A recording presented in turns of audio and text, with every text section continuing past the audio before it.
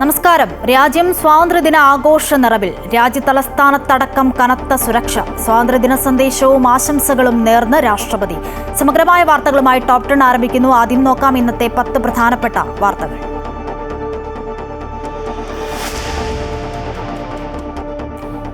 79ാം സ്വാതന്ത്ര്യദിനാഘോഷത്തിനൊരുങ്ങി രാജ്യം. വിഭജനത്തിന്റെ നാളുകളെ മറക്കരുതെന്നും ഇന്ത്യ ജനാധിപത്യത്തിന്റെ ജനനിയെന്നും രാഷ്ട്രപതി ദ്രൗപദി മുർമു.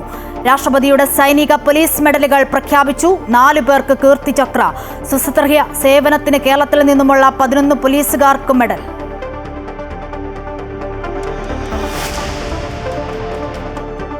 പാകിസ്ഥാന് കടുത്ത മുന്നറിയിപ്പുമായി ഇന്ത്യ. ആഭ്യന്തര പരാജയങ്ങളിൽ നിന്നും ശ്രദ്ധ തിരിക്കാനാണ് പാക് സൈനിക മേധാവി അസീം മുനീറിന്റെ ഇന്ത്യ വിരുദ്ധ പരാമർശമെന്ന് വിദേശകാര്യ മന്ത്രാലയം. പാകിസ്ഥാൻ അനാവശ്യ വാചകമടി നിർത്തിയില്ലെങ്കിൽ മുറിവേൽക്കുന്ന പ്രത്യാഘാതമുണ്ടാകുമെന്ന് താക്കീത്.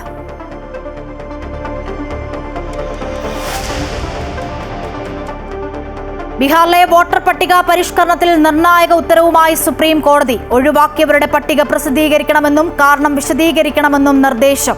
ആധാർ രേഖയായി അംഗീകരിക്കണം. ചൊവ്വാഴ്ചയ്ക്കകം പ്രസിദ്ധീകരിക്കണമെന്നും ഉത്തരവ്. ഇന്ത്യ മുന്നണിയുടെ വോട്ടർ അധികാർ യാത്രയ്ക്ക് ഞായറാഴ്ച ബീഹാറിൽ തുടക്കം.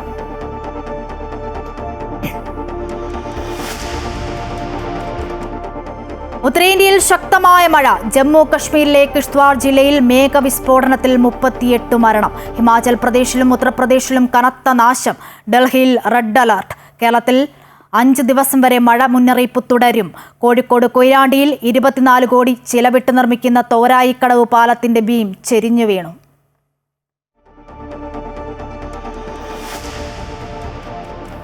അനധികൃത സ്വത്ത് സമ്പാദന കേസിൽ ADGP MR അജിത് കുമാറിന് തിരിച്ചടി. വിജിലൻസിന്റെ ക്ലീൻ ചിറ്റ് തിരുവനന്തപുരം വിജിലൻസ് കോടതി തള്ളി. ക്ലീൻ ചിറ്റ് നൽകിയ വിജിലൻസ് റിപ്പോർട്ടിന് കോടതിയുടെ രൂക്ഷ വിമർശനം. മുഖ്യമന്ത്രിയുടെ അംഗീകാരം തേടിയത് നിയമവിരുദ്ധമെന്നും കോടതി.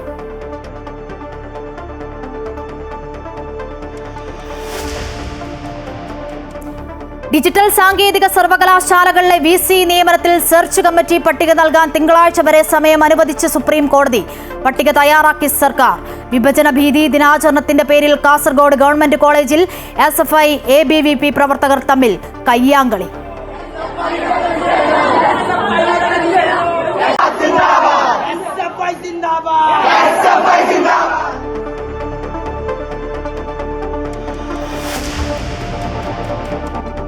യുക്രൈൻ റഷ്യ യുദ്ധം അവസാനിപ്പിക്കുന്നതിൽ ട്രംപ് പുടിൻ ചർച്ച നാളെ. അലാസ്കയിലെ ചർച്ച പരാജയപ്പെട്ടാൽ റഷ്യയ്ക്കും ഇന്ത്യയ്ക്കും മേൽ കൂടുതൽ ഉപരോധങ്ങൾ ഏർപ്പെടുത്താൻ സാധ്യത. വീണ്ടും തീരുവ ഏർപ്പെടുത്തുമെന്ന് സൂചന നൽകി US treasury secretary Scott Bessent.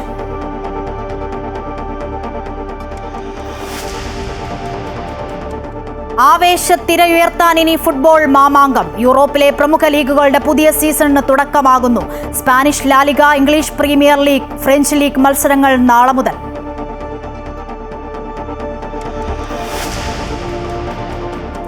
Kerala film producers association ഭാരവാഹി തെരഞ്ഞെടുപ്പിൽ B. Rakesh president, Listin Stephen secretary. മത്സരിച്ച സാന്ദ്ര തോമസിനും വിനയനും തോൽവി. ഫേസ്ബുക്കിൽ ഏറ്റുമുട്ടി സാന്ദ്രയും വിജയ് ബാബുവും.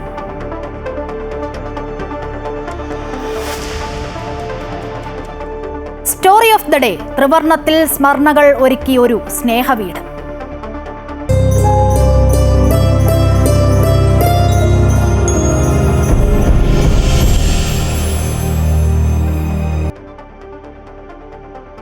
എഴുപത്തിയൊൻപതാമത് സ്വാതന്ത്ര്യദിനത്തോടനുബന്ധിച്ച് രാജ്യത്തെ അഭിസംബോധന ചെയ്ത രാഷ്ട്രപതി ദ്രൗപദി മുർമു. വിഭജനത്തിന്റെ നാളുകളെ മറക്കരുതെന്ന് പറഞ്ഞുകൊണ്ടാണ് രാഷ്ട്രപതി രാജ്യത്തെ അഭിസംബോധന ചെയ്തത്. ഇന്ത്യ ജനാധിപത്യത്തിന്റെ ജനനിയാണെന്നും വിഭജനത്തിന്റെ നാളുകളെ മറക്കരുതെന്നും രാഷ്ട്രപതി പറഞ്ഞു. കൊളോണിയൽ ഭരണത്തിന്റെ നീണ്ട വർഷങ്ങളിൽ നിന്നുമുള്ള മോചനത്തിന്റെ ഓർമ്മ ദിനമാണിതെന്നും രാഷ്ട്രപതി വ്യക്തമാക്കി. പിന്നാക്ക സംസ്ഥാനങ്ങളായി നിന്ന പ്രദേശങ്ങൾ പുരോഗതിയുടെ പാതയിലാണ്. വിഭജന ഭീതി ദിനം ആചരിച്ചതും രാഷ്ട്രപതി സന്ദേശത്തിൽ പരാമർശിച്ചു. വിഭജനത്തിന്റെ നാളുകളെ മറക്കരുതെന്നും രാഷ്ട്രപതി ദ്രൗപദി മുർമു കൂട്ടിച്ചേർത്തു. आप सभी को मैं हार्दिक बधाई देती हूँ. हम सभी के लिए ये गर्व की बात है कि स्वाधीनता दिवस और गणतंत्र दिवस सभी भारतीय उत्साह और उमंग के साथ मनाते हैं. ये दिवस हमें भारतीय होने के गौरव का विशेष स्मरण कराते हैं. 15 अगस्त की तारीख हमारी सामूहिक स्मृति में गहराई സ്വാതന്ത്ര്യദിനത്തോടനുബന്ധിച്ചുള്ള രാഷ്ട്രപതിയുടെ സൈനിക മെഡലുകൾ പ്രഖ്യാപിച്ചു. 127 സൈനികരാണ് ഇത്തവണ രാജ്യത്തിന്റെ ആദരം ഏറ്റുവാങ്ങുന്നത്. ഓപ്പറേഷൻ സിന്ദൂറിൽ നിർണായക പങ്കുവഹിച്ച സൈനികർക്ക് 3 സൈനിക വിഭാഗങ്ങളും മെഡലുകൾ പ്രഖ്യാപിച്ചിട്ടുണ്ട്. 4 പേർക്ക് കീർത്തിചക്ര പുരസ്കാരവും 15 പേർക്ക് വീർ ചക്ര പുരസ്കാരവും 16 പേർക്ക് ശൗര്യചക്ര പുരസ്കാരവും നൽകും. 58 പേർക്ക് ധീരതയ്ക്കുള്ള സേനാ മെഡലും 26 പേർക്ക് വായുസേനാ മെഡലും 9 പേർക്ക് ഉദം യുദ്ധ് സേവാ മെഡലും നൽകും. മലയാളിയായ നാവികസേനാ കമാൻഡർ വിവേക് കുര്യാക്കോസിന് ധീരതയ്ക്കുള്ള നാവികസേനാ മെഡൽ സമ്മാനിക്കും. മലയാളി വൈസ് അഡ്മിറൽ AN പ്രമോദിന് യുദ്ധസേവാ മെഡലും നൽകും. രാഷ്ട്രപതിയുടെ പോലീസ് മെഡലുകൾ പ്രഖ്യാപിച്ചു. SP അജിത് വിജയനാണ് കേരളത്തിൽ നിന്നും വിശിഷ്ട സേവനത്തിനുള്ള മെഡൽ ലഭിച്ചത്. 10 പേർക്ക് സുസ്തർഹ്യ സേവനത്തിനുള്ള മെഡലും ലഭിച്ചു. ധീരതയ്ക്കും വിശിഷ്ട സേവനത്തിനുമുള്ള പോലീസ് മെഡലുകളാണ് രാഷ്ട്രപതി പ്രഖ്യാപിച്ചത്. 1090 പേർക്കാണ് ഇത്തവണത്തെ മെഡലുകൾ. ഇതിൽ 233 പേർക്ക് ധീരതയ്ക്കും 99 പേർക്ക് വിശിഷ്ട സേവനത്തിനുമുള്ള മെഡലുകളും 758 പേർക്ക് സ്തുത്യർഹ സേവനത്തിനുമുള്ള മെഡലുകളുമാണ് പ്രഖ്യാപിച്ചിരിക്കുന്നത്. കേരളത്തിൽ നിന്ന് SP അജിത് വിജയനാണ് വിശിഷ്ട സേവനത്തിനുള്ള മെഡൽ ലഭിച്ചിരിക്കുന്നത്. കേരളത്തിൽ നിന്ന് 10 പേർ സുസ്ത്യർഹ സേവനത്തിനുള്ള മെഡലിനും അർഹരായി. SP Shyamkumar Vasudevan, SP Ramesh Kumar, SP Balakrishnan Nair, assistant command EV Pravi, DYSP U Preman, deputy command Suresh Babu, inspector Ramdas Elayadath, head കോൺസ്റ്റബിൾമാരായ മോഹനകുമാർ രാമകൃഷ്ണ പണിക്കർ, KP സജിഷ, SS ഷിനിലാൽ എന്നിവരാണ് സ്തുത്യർഹ സേവനത്തിനുള്ള മെഡലിന് കേരളത്തിൽ നിന്ന് അർഹരായത്. News desk Amrita TV.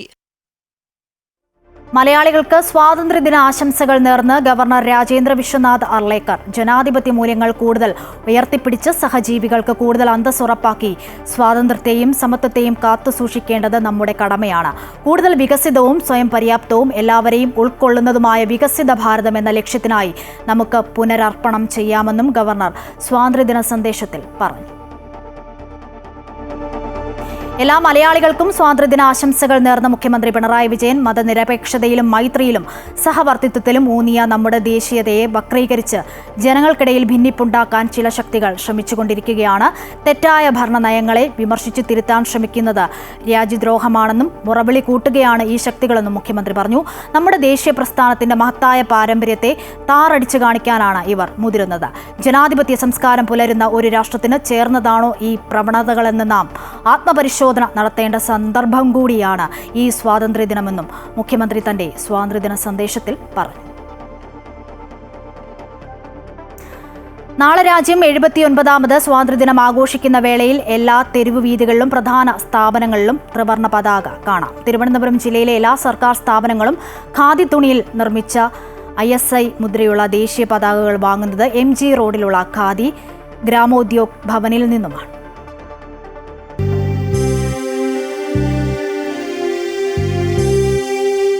സ്വാതന്ത്ര്യദിനമടുത്താൽ ഇവിടെ അംഗീകൃത ISI മുദ്രയുള്ള ദേശീയ പതാക തേടിയെത്തുന്നവരുടെ തിരക്കാണ്. കർണാടകയിലെ സർക്കാർ അംഗീകൃത സ്ഥാപനമായ ഹൂബ്ലിയിലെ ഖാദി ഗ്രാമോദ്योग ഭവനിൽ നിർമ്മിച്ച ISI മുദ്രയുള്ള ദേശീയ പതാകകൾ ഇവിടെ ലഭിക്കും. ഇത്തരം ദേശീയ പതാകകൾ മാത്രമേ സർക്കാർ സ്ഥാപനങ്ങളിൽ ഉയർത്താൻ പാടുള്ളൂ. സംസ്ഥാനത്ത് ഏറ്റവും കൂടുതൽ ദേശീയ പതാകകൾ വിറ്റഴിക്കുന്നതും ഖാദി ഗ്രാമോദ്योग ഭവനിൽ നിന്നാണ്. ഈ ഷോറൂമിലാണ് ശരിക്കും ഫ്ലാഗിൻ്റെ നല്ല സെയിലുള്ളത്. ഡബിൾ ത്രെഡ് തുണിയിൽ നിർമ്മിച്ച് അതിന് വളരെ സ്പെസിഫിക്കായി ഇന്ത്യ ഗവൺമെൻറ് അംഗീകരിച്ചിട്ടുള്ള മാനദണ്ഡങ്ങളിലാണ് അത് നിർമ്മിക്കുന്നത്. അത് നിർമ്മിക്കുന്നതെന്ന് പറഞ്ഞാൽ 2 സ്ഥലങ്ങളിലാണ് ഇന്ത്യയിൽ ഇന്ന് നിലവിലുള്ളത്. ഒന്ന് കർണാടകത്തിലും ഒന്ന് ഡൽഹിയിലും. അപ്പോൾ ആ ഫ്ലാഗാണ് ISI ഫ്ലാഗ് എന്ന് പറയുന്നത്. അതാണ് ഇന്ത്യ ഗവൺമെൻറ് അംഗീകരിച്ചിട്ടുള്ള ഫ്ലാഗ്. നമ്മുടെ ഖാദി ഇന്ത്യ ഖാദി ഗ്രാമോദ്योग ഷോറൂമുകൾ മാത്രമേ ഈ ഫ്ലാഗ് വാങ്ങാൻ കിട്ടത്തുള്ളൂ. 210 രൂപ മുതൽ 3700 രൂപ വരെയുള്ള ദേശീയ പതാകകൾ ഇവിടെ ലഭിക്കും. 330 രൂപ മുതൽ ഖാദിയിൽ നിർമ്മിച്ച പതാകകളും ലഭിക്കും. മന്ത്രിമാരുടെ ഔദ്യോഗിക വാഹനങ്ങളിൽ ഉപയോഗിക്കുന്ന പതാകകൾ, ഗാന്ധി തൊപ്പി, അങ്ങനെ എല്ലാവിധ ഖാദി ഉത്പന്നങ്ങളും ഇവിടെ ലഭ്യമാണ്. രാജ്ഭവൻ, സെക്രട്ടേറിയറ്റ്, റിസർവ് ബാങ്ക് തുടങ്ങിയ സ്ഥാപനങ്ങളിലും ഖാദി തുണിയിൽ നിർമ്മിച്ച പതാകകളാണ് ഉപയോഗിക്കുന്നത്. Government department, VSSC, Doordarshan, Kerala ഗവൺമെൻറ്റിൻ്റെ ടൂറിസം മന്ത്രിമാരുടെ മന്ത്രിമന്ദിരങ്ങൾ, ഇത് car flag, secretariat, VSSC, railway, ഇങ്ങനെ എല്ലാ സ്ഥലങ്ങളിലും ഈ ISI ഫ്ലാഗ് മാത്രമേ ഉപയോഗിക്കാറുള്ളൂ. സാധാരണ തുണിയിൽ നിർമ്മിച്ച ദേശീയ പതാകയും ഇവിടെ ലഭിക്കും. പ്രമുഖർ മരണപ്പെടുമ്പോൾ ഉപയോഗിക്കുന്ന പതാകകളും വാങ്ങുന്നത് ഖാദി ഗ്രാമോദ്योग ഭവനിൽ നിന്നാണ്. അമൃത ന്യൂസ്, തിരുവനന്തപുരം. പാകിസ്ഥാന് കടുത്ത മുന്നറിയിപ്പുമായി ഇന്ത്യ. പാകിസ്ഥാന്റെ ഏത് അതിസാഹസത്തിനും കടുത്ത തിരിച്ചടി നൽകുമെന്ന് വിദേശകാര്യ മന്ത്രാലയം വ്യക്തമാക്കി. പാകിസ്ഥാൻ അനാവശ്യ വാചകമടി നിർത്തണമെന്നും മുന്നറിയിപ്പ് നൽകി. അതേസമയം രാജ്യത്തിന്റെ സ്വാതന്ത്ര്യദിനാഘോഷത്തിനുള്ള ഒരുക്കങ്ങൾ പൂർത്തിയായി. ചെങ്കോട്ടയിൽ നാളെ സ്വാതന്ത്ര്യദിനാഘോഷത്തിനിടെ ഓപ്പറേഷൻ സിന്ദൂർ എന്നെഴുതിയ പതാകയുമായി സേനയുടെ ഹെലികോപ്റ്റർ പറക്കും. തോൽവി മറച്ചുവെക്കാനാണ് പാകിസ്ഥാൻ സേനാ മേധാവിയുടെ വീരവാദമെന്നും അനാവശ്യ വാചകമടി നിർത്തിയില്ലെങ്കിൽ മുറിവേൽക്കുന്ന പ്രത്യാഘാതം നേരിടേണ്ടി വരുമെന്നും വിദേശകാര്യ വക്താവ് രൺധീർ ജയ്സ്വാൾ വ്യക്തമാക്കി. സിന്ധു നദീജല കരാർ റദ്ദാക്കിയത് തുടരും. അതിർത്തി കടന്നുള്ള ഭീകരവാദ പ്രവർത്തനങ്ങൾക്ക് പാകിസ്ഥാൻ പിന്തുണ നൽകുന്നത് അവസാനിപ്പിക്കുന്നതുവരെ കരാർ റദ്ദാക്കിയതിൽ തൽസ്ഥിതി തുടരുമെന്നും അദ്ദേഹം അറിയിച്ചു. We have seen reports regarding a continuing pattern of reckless warmongering and hateful comments from Pakistani leadership against India. It is well known the known modus operandi of the Pakistani leadership to whip up anti-India rhetoric time and again to hide their own failures. Pakistan would be well advised to temper its rhetoric, as any misadventure will have painful consequences, as was demonstrated recently. പരസ്പര സഹകരണത്തിന്റെയും താൽപര്യങ്ങളുടെയും അടിസ്ഥാനത്തിൽ ഇന്ത്യയും അമേരിക്കയുമായുള്ള ബന്ധം തുടരുമെന്നും ഇരു രാജ്യങ്ങളും തമ്മിലുള്ള പ്രതിരോധ മേഖലയിലെ പങ്കാളിത്തം നയതന്ത്ര ബന്ധത്തിലെ നെടുംതൂണാണെന്നും വിദേശകാര്യ വക്താവ് വ്യക്തമാക്കി. ഇന്ത്യ അമേരിക്ക സംയുക്ത സൈനിക അഭ്യാസം അലാസ്കയിൽ ഈ മാസം നടക്കും. ഈ മാസം അവസാനമായിരിക്കും അലാസ്കയിൽ ഇരു രാജ്യങ്ങളും തമ്മിലുള്ള 21ാമത് സംയുക്ത സൈനിക അഭ്യാസവും നടക്കുക. ഓഗസ്റ്റ് പകുതിയോടെ യുഎസിന്റെ പ്രതിരോധ നയരൂപീകരണ സംഘം ദില്ലിയിലെത്തുമെന്നാണ് പ്രതീക്ഷിക്കുന്നതെന്നും അദ്ദേഹം പറഞ്ഞു. അതേസമയം രാജ്യത്തിന്റെ സ്വാതന്ത്ര്യദിനാഘോഷത്തിനുള്ള ഒരുക്കങ്ങൾ പൂർത്തിയായി. ചെങ്കോട്ടയിൽ നാളെ സ്വാതന്ത്ര്യദിനാഘോഷത്തിനിടെ ഓപ്പറേഷൻ സിന്ദൂർ എന്നെഴുതിയ പതാകയുമായി സേനാ ഹെലികോപ്റ്റർ പറക്കും. അതിഥികൾക്കുള്ള ക്ഷണക്കത്തിലും ഓപ്പറേഷൻ സിന്ദൂറിനെക്കുറിച്ച് പരാമർശിക്കുന്നുണ്ട്. പ്രധാനമന്ത്രി ഗാർഡ് ഓഫ് ഓണർ സ്വീകരിക്കുന്ന സ്ഥലത്തും ഓപ്പറേഷൻ സിന്ദൂർ എന്നെഴുതിയ പുഷ്പാലങ്കാരം ഉണ്ടാകും. News desk, Amrita TV.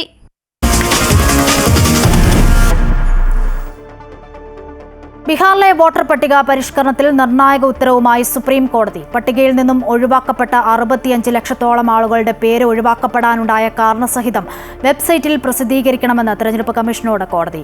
ബീഹാറിലെ SIRനെ ചോദ്യം ചെയ്തുള്ള ഹർജിയിലാണ് സുപ്രീം കോടതിയുടെ നിർദ്ദേശം. പട്ടികയിൽ നിന്നും ഒഴിവാക്കപ്പെട്ട 65 ലക്ഷത്തോളം ആളുകളുടെ പേരുകൾ ഒഴിവാക്കപ്പെടാനുണ്ടായ കാരണസഹിതം വെബ്സൈറ്റിൽ പ്രസിദ്ധീകരിക്കണമെന്ന് തെരഞ്ഞെടുപ്പ് കമ്മീഷനോട് കോടതി ആവശ്യപ്പെട്ടു. കോടതിയുടെ നിർദ്ദേശങ്ങൾ കമ്മീഷൻ അംഗീകരിക്കുകയും ചെയ്തു. ആധാർ രേഖയായി അംഗീകരിക്കണമെന്നും കോടതി നിർദ്ദേശിച്ചു. ചൊവ്വാഴ്ചയ്ക്ക് പ്രസിദ്ധീകരിക്കുകയും ചെയ്യണം. വോട്ടർ പട്ടികയിൽ നേരത്തെ പേരുണ്ടാകുകയും തീവ്ര പുനഃപരിശോധനയ്ക്ക് ശേഷമുള്ള കരട് പട്ടികയിൽ ഉൾപ്പെടാതിരിക്കുകയും ചെയ്യാത്ത ഏകദേശം 65 ലക്ഷത്തോളം വോട്ടർമാരുടെ പട്ടിക ഓരോ ജില്ലാ ഇലക്ടറൽ ഓഫീസറുടെയും വെബ്സൈറ്റിൽ ജില്ലാ അടിസ്ഥാനത്തിലാണ് പ്രസിദ്ധീകരിക്കേണ്ടത്. എന്നാൽ വോട്ടറുടെ EPIC നമ്പർ ഉപയോഗിച്ച് ഇത് പരിശോധിക്കാനും സാധിക്കണം. അന്തിമ പട്ടികയിൽ ഉൾപ്പെടുത്തുന്നതിനുള്ള അപേക്ഷകൾ സമർപ്പിക്കുമ്പോൾ ഒഴിവാക്കപ്പെട്ടവർക്ക് അവരുടെ ആധാർ കാർഡും പരിഗണിക്കുമെന്നും പൊതു അറിയിപ്പുകളിൽ വ്യക്തമാക്കാൻ തിരഞ്ഞെടുപ്പ് കമ്മീഷനോട് കോടതി നിർദ്ദേശിച്ചു.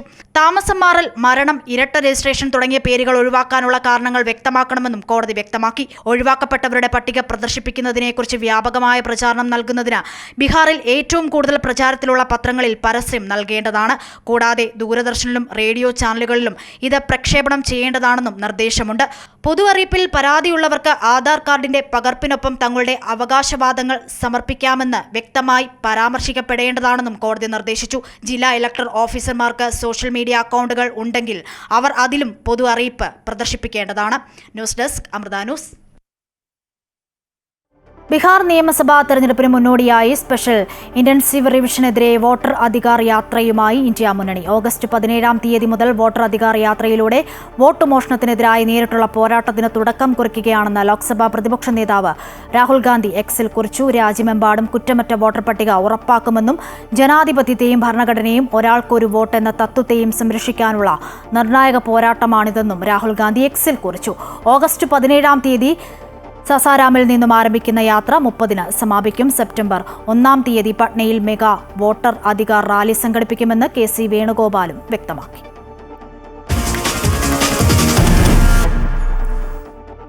ഉത്തരേന്ത്യയിൽ കനത്ത മഴ തുടരുന്നു. ജമ്മു കശ്മീരിലെ കിഷ്ത്വാർ ജില്ലയിൽ മേഘവിസ്ഫോടനത്തിൽ 38 മരണം.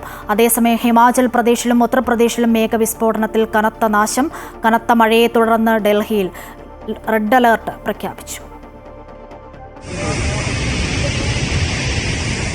ജമ്മു കശ്മീരിലെ കിഷ്ത്വാർ ജില്ലയിലെ പാഡർ മേഖലയിലെ ചസോട്ടി ഗ്രാമത്തിലാണ് കനത്ത നാശനഷ്ടമുണ്ടായത്. മേഘവിസ്ഫോടനത്തെ തുടർന്നുണ്ടായ പ്രളയത്തിൽ ചസോട്ടിയിൽ നിരവധി വീടുകൾ തകർന്നു. സ്ഥലത്ത് രക്ഷാപ്രവർത്തനം പുരോഗമിക്കുകയാണ്. കാര്യമായ നാശനഷ്ടങ്ങൾ ഉണ്ടായിട്ടുണ്ടെന്നാണ് വിവരം. കിഷ്ത്വാറിലെ മാതാചണ്ഡിയുടെ ഹിമാലയൻ ദേവാലയത്തിലേക്കുള്ള യാത്രയുടെ ആരംഭ പോയിന്റാണ് ചസോട്ടി. മേഘവിസ്ഫോടനത്തെ തുടർന്നാണ് മിന്നൽ പ്രളയവും ഉണ്ടായത്. ക്ഷേത്രത്തിലേക്ക് തീർത്ഥാടകർ പോകുന്ന വഴിയിലാണ് മേഘവിസ്ഫോടനം ഉണ്ടായത് എന്നത് ദുരന്തത്തിന്റെ വ്യാപ്തി വർദ്ധിപ്പിക്കുന്നു. 2800 മീറ്റർ ഉയരത്തിൽ സ്ഥിതി ചെയ്യുന്ന ക്ഷേത്രത്തിൽ ഇപ്പോൾ തീർത്ഥാടന കാലമാണ്. ക്ഷേത്രത്തിലേക്ക് കാൽനടയായി പോകുന്ന തീർത്ഥാടകർ വാഹനങ്ങൾ നിർത്തിവയ്ക്കുന്നത് ചസോട്ടിയിലാണ്. തീർത്ഥാടന കാലത്ത് ആയിരക്കണക്കിന് ആളുകളാണ് ക്ഷേത്രത്തിലേക്ക് എത്തുന്നത്. ദുരന്തത്തെ തുടർന്ന് ക്ഷേത്രത്തിലേക്കുള്ള യാത്ര നിർത്തിവെച്ചു. ജൂലൈ 25 മുതൽ സെപ്റ്റംബർ 5 വരെയാണ് തീർത്ഥാടന കാലം. മോശം കാലാവസ്ഥ രക്ഷാപ്രവർത്തനത്തെ ബാധിക്കുന്നുണ്ട്. അതേസമയം ഹിമാചൽ പ്രദേശിലും മേഘവിസ്ഫോടനവും മിന്നൽ പ്രളയവും ഉണ്ടായി. ഷിംല, ലഹൌൾ, സ്പിതി ജില്ലകളിലെ ഒട്ടേറെ പാലങ്ങൾ ഒലിച്ചുപോയി. ഇവിടങ്ങളിലെ 2 ദേശീയപാതകളടക്കം 300ഓളം റോഡുകൾ അടച്ചു. സത്ലജ് നദിക്ക് കുറുകെയുള്ള പാലവും മുങ്ങിയതായാണ് റിപ്പോർട്ട്. ഡൽഹിയിൽ ഗാസിയാബാദ്, ഗുരുഗ്രാം ഉൾപ്പെടെയുള്ള പ്രദേശങ്ങൾ വെള്ളത്തിനടിയിലായി. ഇതോടെ ഗതാഗത കുരുക്ക് രൂക്ഷമായി. 17 വരെ മഴ തുടരുമെന്നാണ് പ്രവചനം. ഉത്തർപ്രദേശിൽ വിവിധയിടങ്ങളിൽ അതിതീവ്ര മഴ മുന്നറിയിപ്പ് നൽകി. മഴയിൽ ലക്നൌ നഗരവും വെള്ളത്തിലായി. News desk, Amrita news.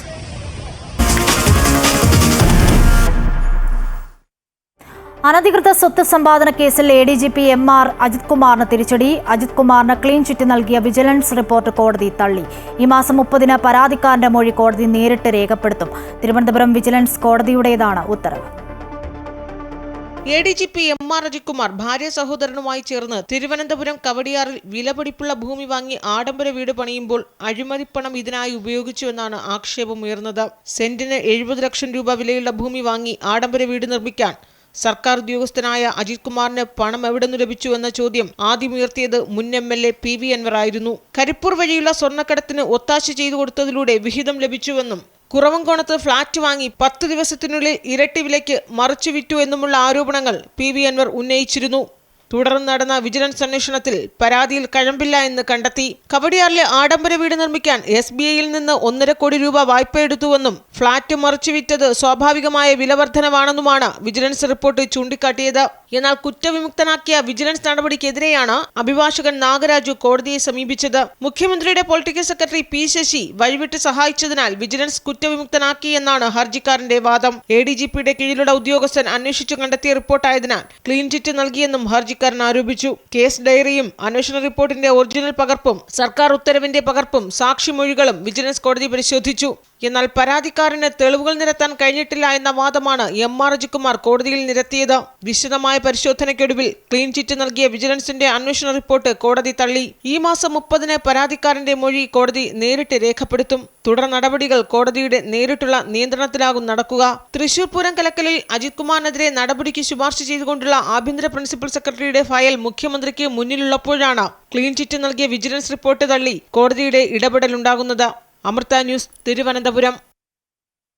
ADGP MR Ajith കുമാറിനെതിരായ കേസിൽ വിജിലൻസ് കോടതിയുടെ ഉത്തരവിന്റെ വിശദാംശങ്ങൾ പുറത്ത്. വിജിലൻസിന്റെ ക്ലീൻ ചിറ്റിന് മുഖ്യമന്ത്രിയുടെ അംഗീകാരമുണ്ടെന്ന അന്വേഷണ ഉദ്യോഗസ്ഥരുടെ വാദത്തെ കോടതി അതിരൂക്ഷമായി വിമർശിച്ചു. വിജിലൻസ് വകുപ്പിന്റെ അധികാരി മുഖ്യമന്ത്രിയാണെങ്കിലും അത് ഭരണനിർവഹണത്തിന് മാത്രമുള്ളതാണ്. അതിനു മുകളിൽ ഒരു ഭരണഘടനയും സുപ്രീംകോടതിയുമുണ്ടെന്നും എല്ലാവരും ഭരണഘടനയ്ക്ക് വിധേയരാണെന്നും കോടതി ഓർമ്മിപ്പിച്ചു. സംസ്ഥാന സർക്കാരിന്റെ പോലീസിനെ കോടതിക്ക് വിശ്വാസമില്ല എന്നതാണ് വിധിയിൽ നിന്നും വ്യക്തമാകുന്നതെന്ന് അഡ്വക്കേറ്റ് P നാഗരാജ്. വിജിലൻസ് മാനുവലിൽ നിഷ്കർഷിക്കുന്ന മാനദണ്ഡങ്ങളൊന്നും പാലിക്കാതെയാണ് അന്വേഷണം നടന്നത്. MR അജിത് കുമാറിന് DGP റാങ്ക് നൽകാൻ വിജിലൻസ് ക്ലിയറൻസ് സർട്ടിഫിക്കറ്റ് ആവശ്യമാണ്. അതിനാണ് ക്ലീൻ ചിറ്റ് നടത്തിയ റിപ്പോർട്ട് സമർപ്പിച്ചതെന്നും ഹർജിക്കാരൻ അഡ്വക്കേറ്റ് P നാഗരാജ് ആരോപിച്ചു.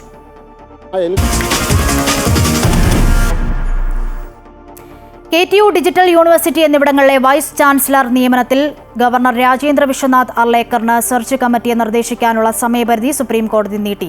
തിങ്കളാഴ്ച വരെയാണ് സമയം നൽകിയിരിക്കുന്നത്. വിദഗ്ധരുടെ പട്ടിക തയ്യാറെന്ന് സംസ്ഥാന സർക്കാർ കോടതിയെ അറിയിച്ചിരിക്കുകയാണ്. 10 പേരടങ്ങിയ പട്ടികയാണ് സംസ്ഥാന സർക്കാർ തയ്യാറാക്കിയിട്ടുള്ളത്. IIT-യിലെ വിദഗ്ധരടക്കം 20 പേരുകൾ ഷോർട്ട് ലിസ്റ്റ് ചെയ്തിട്ടുണ്ടെന്നും ഇവരോട് സംസാരിക്കാൻ സമയം ആവശ്യമാണെന്നുമാണ് ഗവർണർ കോടതിയെ അറിയിച്ചത്.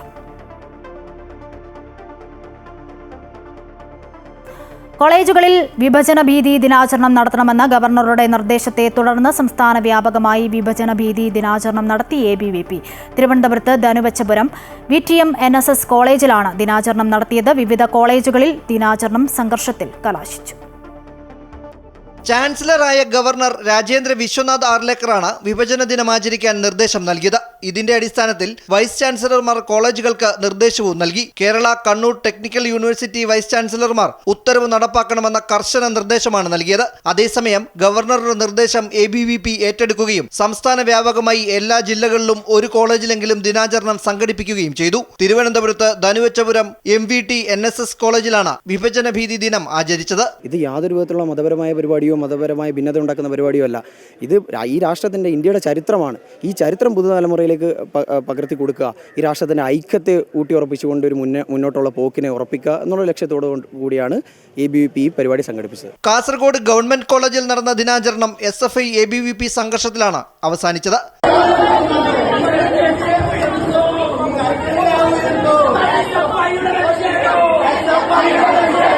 എന്നാൽ വൈസ് ചാൻസലറായ മന്ത്രി R. ബിന്ദുവിന്റെ നിർദ്ദേശത്തെ തുടർന്ന് ഒട്ടുമിക്ക കോളേജുകളും ദിനാചരണം സംഘടിപ്പിച്ചില്ല. ദിനാചരണം സംഘടിപ്പിക്കാൻ എടുത്ത നടപടികൾ റിപ്പോർട്ട് ചെയ്യാനും ഗവർണർ ഉത്തരവിൽ പറഞ്ഞിരുന്നു. ഇതിന്റെ അടിസ്ഥാനത്തിൽ ദിനാചരണം സംഘടിപ്പിക്കാത്ത സർവകലാശാലകൾക്കെതിരെ ഗവർണർ എന്ത് നടപടി സ്വീകരിക്കുമെന്നാണ് ഇനി അറിയേണ്ടത്. അമൃത ന്യൂസ്, തിരുവനന്തപുരം. ഉക്രൈൻ യുദ്ധം അവസാനിപ്പിക്കാനുള്ള നിർണായക ചർച്ച നാളെ നടക്കും. അമേരിക്കയിലെ അലാസ്കയിലാണ് US പ്രസിഡന്റ് ഡൊണാൾഡ് ട്രംപും റഷ്യൻ പ്രസിഡന്റ് വ്ളാഡിമിർ പുടിനും തമ്മിൽ ചർച്ച നടത്തുക. ട്രംപുമായി പുടിൻ നടത്തുന്ന 48ാമത്തെ കൂടിക്കാഴ്ചയാണിത്. തങ്ങളുടെ ആവശ്യത്തിൽ നിന്നും പിന്നോട്ടു പോകില്ലെന്ന ചർച്ചയ്ക്ക് മുന്നോടിയായി റഷ്യ ആവർത്തിച്ചു. അതേസമയം യുദ്ധം അവസാനിപ്പിക്കാനാകുമെന്ന പ്രതീക്ഷയാണ് വൈറ്റ് ഹൗസ് പങ്കുവയ്ക്കുന്നത്. അതേസമയം ഇന്ത്യക്കുമേൽ US പ്രസിഡന്റ് ഡൊണാൾഡ് ട്രംപ് ഇനിയും അധിക തീരുവ ചുമത്തിയേക്കുമെന്ന മുന്നറിയിപ്പുമായി US treasury secretary Scott Bessent രംഗത്തെത്തി. ഡൊണാൾഡ് ട്രംപും വ്ളാഡിമിർ പുടിനും തമ്മിലുള്ള കൂടിക്കാഴ്ചയ്ക്ക് ശേഷമായിരിക്കും ഇത് സംബന്ധിച്ച തീരുമാനമെന്നും അദ്ദേഹം വ്യക്തമാക്കി.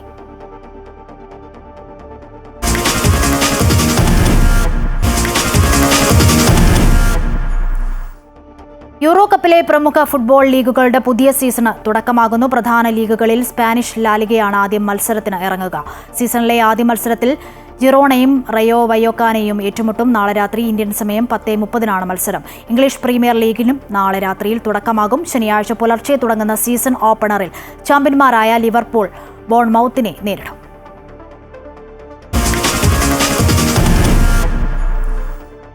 പ്രൊഡ്യൂസേഴ്സ് അസോസിയേഷൻ തെരഞ്ഞെടുപ്പുമായി ബന്ധപ്പെട്ട് സാന്ദ്ര തോമസും വിജയ് ബാബുവും തമ്മിലുള്ള പരസ്യപ്പോര് തുടരുന്നു.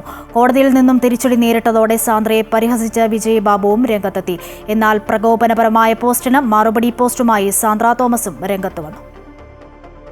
നാമനിർദ്ദേശ പത്രിക തള്ളിയതിനെ തുടർന്ന് സാന്ദ്ര തോമസ് കോടതിയെ സമീപിക്കുകയും കോടതിയിൽ നിന്ന് തിരിച്ചടി നേരിടുകയും ചെയ്തതിന് തൊട്ടു പിന്നാലെ സാന്ദ്രയെ പരിഹസിച്ച് വിജയ് ബാബു രംഗത്ത് വന്നു. കോടതി വിധിക്ക് മുൻപ് നടന്ന പരസ്യ പ്രതികരണങ്ങളുടെ തുടർച്ചയായിരുന്നു പുതിയ പോസ്റ്റ്. നിയമം പരിശോധിക്കുന്നത് വിജയ് ബാബുവിന്റെ സർട്ടിഫിക്കറ്റ് അല്ല, മറിച്ച് അസോസിയേഷന്റെ നിയമാവലിയിൽ പറഞ്ഞിരിക്കുന്ന കാര്യങ്ങളാണ് എന്ന സാന്ദ്രയുടെ കുറിപ്പ് പങ്കുവച്ചതിനു ശേഷം എനിക്കും അത്രയേ പറയാനുള്ളൂ സാന്ദ്ര എന്നാണ് വിജയ് ബാബു കുറിച്ചത്. തുടർന്ന് സാന്ദ്രയ്ക്ക് ഫ്രൈഡേ ഫിലിം ഹൗസുമായി ഒരു ബന്ധവുമില്ല എന്ന തന്റെ പഴയ കുറിപ്പും വിജയ് ബാബു വീണ്ടും പങ്കുവച്ചു. സമൂഹത്തിൽ വ്യക്തിമുദ്ര പതിപ്പിച്ചവരെ ഉപയോഗിച്ച് ജനശ്രദ്ധ നേടുന്നത് സൂക്ഷിച്ചു വേണമെന്നും വിജയ് ബാബു പറഞ്ഞു. മനുഷ്യരെക്കാൾ വിശ്വാസയോഗ്യമായതുകൊണ്ട് തനിക്ക് മൃഗങ്ങളെയാണ് ഇഷ്ടമെന്നും വിജയ് ബാബു തന്റെ സോഷ്യൽ മീഡിയ പോസ്റ്റിൽ കുറിച്ചു. തൊട്ടു പിന്നാലെ സാന്ദ്രയുടെ ഫേസ്ബുക്ക് പോസ്റ്റ് വന്നു. വിജയ് ബാബുവിന് പട്ടിയെ വിശ്വസിക്കാമെന്നും എന്നാൽ പട്ടി വിജയ് ബാബുവിനെ വിശ്വസിക്കുമോ എന്നതിലേയുള്ളൂ പേടിയെന്നുമായിരുന്നു സാന്ദ്രയുടെ പോസ്റ്റ്. പിന്നാലെ വിജയ് ബാബുവിന്റെ പോസ്റ്റ് വീണ്ടും എത്തി. പങ്കാളിത്തം അവസാനിപ്പിച്ചപ്പോൾ ഞാൻ നിനക്ക് പകരം ഒരാളെ ദത്തെടുത്തു. അതേ സാന്ദ്രെ, നീ പറഞ്ഞത് ശരിയാണ്, അത് നിന്നേക്കാൾ വിശ്വാസ്യതയുള്ളതാണ് എന്നായിരുന്നു വിജയ് ബാബുവിന്റെ ഫേസ്ബുക്ക് കുറിപ്പ്. സാന്ദ്രയുടെ പട്ടി ഷോയ്ക്ക് ഉത്തരം പറയാൻ സമയമില്ലെന്നും വിജയ് പോസ്റ്റിൽ പറയുന്നു. നായയുടെ ഫോട്ടോയും കുറിപ്പിനൊപ്പം പങ്കുവച്ചിട്ടുണ്ട്. പ്രൊഡ്യൂസേഴ്സ് അസോസിയേഷൻ തെരഞ്ഞെടുപ്പിൽ മത്സരിക്കാൻ സാന്ദ്ര തോമസ് നൽകിയ പത്രിക തള്ളിയതാണ് പ്രശ്നങ്ങളുടെ തുടക്കം. തുടർന്ന് സാന്ദ്ര കോടതിയെ സമീപിച്ചെങ്കിലും അനുകൂല തീരുമാനമുണ്ടായില്ല. അമൃത ന്യൂസ്, കൊച്ചി. എറണാകുളത്തെ തൃക്കാക്കര കൊച്ചിൻ പബ്ലിക് സ്കൂളിൽ വിദ്യാർത്ഥിയെ ഇരുട്ടുമുറിയിൽ ഒറ്റയ്ക്കിരുത്തിയതായ ആരോപണം. സ്കൂളിൽ എത്താൻ വൈകിയതിനാണ് നടപടി. പ്രിൻസിപ്പലിനെ സസ്പെൻഡ് ചെയ്യണമെന്ന് രക്ഷിതാക്കൾ ആവശ്യപ്പെട്ടു. സ്കൂളിൽ വൈകി എത്തിയതിന് 5ാം ക്ലാസ്സുകാരനെ സ്കൂളിലെ ഇരുട്ടുമുറിയിൽ ഒറ്റയ്ക്ക് പൂട്ടിയിട്ടെന്നാണ് രക്ഷിതാക്കൾ പരാതി ഉന്നയിച്ചിരിക്കുന്നത്. തൃക്കാക്കര കൊച്ചിൻ പബ്ലിക് സ്കൂളിലാണ് സംഭവം. 3 മിനിറ്റ് വൈകിയെന്ന് ആരോപിച്ച 5ാം ക്ലാസ്സുകാരനെ ആദ്യം ഗ്രൗണ്ടിലൂടെ 2 റൗണ്ട് ഓടിച്ചെന്നും ഇതിനുശേഷമാണ് ഇരുട്ടുമുറിയിൽ ഒറ്റയ്ക്കിരുത്തിയതെന്നുമാണ് ആരോപണം. 8:30ക്കാണ് സ്കൂളിൽ ക്ലാസ് ആരംഭിക്കുന്നത്. എന്നാൽ 8:33-നാണ് കുട്ടി സ്കൂളിലെത്തിയത്.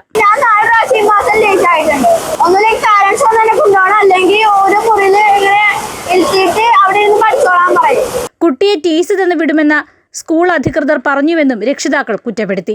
വിഷയത്തിൽ പ്രതിഷേധവുമായി കുട്ടിയുടെ രക്ഷിതാക്കളും ബന്ധുക്കളും രംഗത്തെത്തി. നേരത്തെ കുട്ടിക്കുണ്ടായ ദുരനുഭവത്തിൽ മാനേജ്മെന്റ് നടപടിയെടുക്കാൻ തയ്യാറാണ്. അതിന് ലിഖിതമായ ഒരു പരാതി പാരന്റ്സിന്റെ ഭാഗത്തുനിന്ന് വേണമെന്ന് മാത്രമാണ് മാനേജ്മെന്റ് ആവശ്യപ്പെട്ടുള്ളത്. അതിന്റെ പാരന്റ്സ് ഉത്തരവാദിത്തപ്പെട്ടവർ മാനേജ്മെന്റിന് പരാതി നൽകിയിട്ടുണ്ട്. മേൽ നിയമ നടപടികളുമായിട്ട് മുന്നോട്ട് പോകാനാണ് ഇപ്പോൾ തീരുമാനം. തൃക്കാക്കര പോലീസ് സ്കൂളിൽ എത്തിയപ്പോഴേക്കും പ്രതിഷേധം ശക്തമാവുകയും ചെയ്തു. തുടർന്ന് സ്കൂൾ അധികൃതർ നിലപാട് മയപ്പെടുത്തി. സംഭവത്തിൽ വലിയ പ്രതിഷേധമാണ് ഉയരുന്നത്. അമൃത ന്യൂസ്, കൊച്ചി. സ്കൂളിലെത്താൻ വൈകിയെന്നാരോപിച്ച് എറണാകുളത്ത് വിദ്യാർത്ഥി ഇരുട്ടുമുറിയിൽ പൂട്ടിയിട്ടെന്ന പരാതിയിൽ അന്വേഷണത്തിന് നിർദ്ദേശം നൽകി വിദ്യാഭ്യാസ മന്ത്രി. സംഭവത്തെക്കുറിച്ച് അന്വേഷിച്ച് അടിയന്തര റിപ്പോർട്ട് സമർപ്പിക്കാൻ എറണാകുളം വിദ്യാഭ്യാസ ഉപ ഡയറക്ടർക്ക് നിർദ്ദേശം നൽകി. റിപ്പോർട്ട് ലഭിച്ചതിന് ശേഷം കൂടുതൽ നടപടികൾ സ്വീകരിക്കുമെന്നും മന്ത്രി അറിയിച്ചു. ഇനി വൈകി എത്തരുതെന്ന് ഉപദേശിക്കാം, അല്ലാതെ കുട്ടിയുടെ മാനസിക നിലയെ ബാധിക്കുന്ന രീതിയിൽ ഇരുട്ടുമുറിയിൽ അടച്ചിടുന്നത് ഒരു തരത്തിലും അംഗീകരിക്കാൻ കഴിയില്ലെന്നും മന്ത്രി വ്യക്തമാക്കി. മന്ത്രി വീണ ജോർജിനെതിരെ ഫേസ്ബുക്ക് പോസ്റ്റിട്ട ഏരിയ കമ്മിറ്റി അംഗത്തിനെ തരം താഴ്ത്തി. പത്തനംതിട്ട ഇരവിപേരൂർ ഏരിയ കമ്മിറ്റി അംഗം എൻ രാജീവിനെതിരെയാണ് നടപടി. തരം താഴ്ത്തിയത് വള്ളംകുളം ലോക്കൽ കമ്മിറ്റിയിലേക്കാണ്. മുൻ പഞ്ചായത്ത് പ്രസിഡന്റും CWC ചെയർമാനുമായിരുന്നു Rajeev.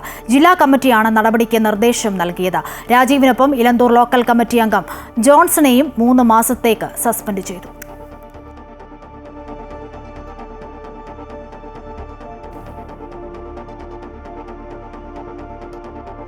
Film producers association തെരഞ്ഞെടുപ്പിൽ ഔദ്യോഗിക പാനലിന് വിജയം. B. രാകേഷ് പ്രസിഡന്റായി തെരഞ്ഞെടുക്കപ്പെട്ടു. ലിസ്റ്റിൻ സ്റ്റീഫനാണ് സെക്രട്ടറി.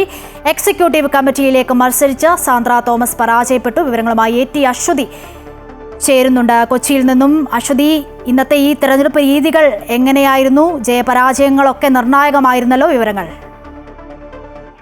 ഇന്ന് ഏറെ വൈകിയാണ് ഈ വോട്ടെണ്ണൽ അവസാനിച്ചത്. രാവിലെ മുതൽ തുടങ്ങിയ വോട്ടെടുപ്പും കാര്യങ്ങളും ഒക്കെ ആയിരുന്നു. വൈകുന്നേരം 8 മണിക്ക് ശേഷമാണ് ഇത് ഔദ്യോഗികമായിട്ടുള്ള ഒരു പ്രഖ്യാപനത്തിലേക്കൊക്കെ കാര്യങ്ങൾ എത്തിയത്. പ്രസിഡന്റ് സ്ഥാനത്തേക്ക് B. രാകേഷ് ആണ് തിരഞ്ഞെടുക്കപ്പെട്ടത്. Secretary Listin Stephen, treasurer Zubair MP, അതുപോലെ വൈസ് പ്രസിഡന്റുമാരായിട്ട് സോഫിയ പോൾ, സന്ദീപ് സേനൻ, ജോയിന്റ് സെക്രട്ടറിമാർ ആൽവിൻ ആന്റണി, MM ഹംസ എന്നിവരാണ് തിരഞ്ഞെടുക്കപ്പെട്ടിട്ടുള്ളത്. എക്സിക്യൂട്ടീവ് കമ്മിറ്റിയിലേക്ക് 14 പേർ തെരഞ്ഞെടുക്കപ്പെട്ടു. ഇതിൽ ഷെർഗ സന്ദീപ് ഉണ്ട്. അതുപോലെ തന്നെ നിരവധി ആളുകൾ, അതായത് സിയാദ് കോക്കർ, ഔസേപ്പ് അച്ഛൻ, മുകേഷ് ആർ മേത്ത, അബ്രഹാം, അതുപോലെ തന്നെ G. സുരേഷ് കുമാർ തുടങ്ങിയ ആളുകളൊക്കെയാണ് എക്സിക്യൂട്ടീവ് കമ്മിറ്റിയിലേക്ക് തെരഞ്ഞെടുത്തിട്ടുള്ളത്. എല്ലാവരും തന്നെ ഔദ്യോഗിക പാനലിൽ മത്സരിച്ച ആളുകളാണ് എന്നതാണ് ഇതിൽ ഏറ്റവും വലിയ പ്രത്യേകത. അട്ടിമറികൾ ഒന്നും തന്നെ ഉണ്ടായിരുന്നില്ല. ഔദ്യോഗിക പാനലിലേക്ക് നിന്നിട്ടുള്ള എല്ലാവരും തന്നെ മത്സരിച്ച് വിജയിച്ചു. ഇതിൽ സാന്ദ്ര തോമസ് പരാജയപ്പെട്ടു. അതാണ് ഇതിൽ ഏറ്റവും പ്രധാനപ്പെട്ടത്. സാന്ദ്ര തോമസ് പ്രസിഡന്റ് സ്ഥാനത്തേക്ക് മത്സരിക്കാൻ നാമനിർദ്ദേശ പത്രിക നൽകിയെങ്കിലും മത്സരിക്കാനായിട്ട് സാധിച്ചില്ല. പിന്നീട് കോടതിയെ സമീപിച്ചു എങ്കിലും അവിടെയും ഈ പത്രിക തള്ളുകയാണ് ചെയ്തത്. വലിയ നിയമ പോരാട്ടങ്ങളൊക്കെയാണ് നടന്നത്. പക്ഷേ സാന്ദ്ര ഇപ്പോൾ എക്സിക്യൂട്ടീവ് കമ്മിറ്റിയിലേക്ക് മത്സരിച്ചാണ് പരാജയപ്പെട്ടിരിക്കുന്നത്.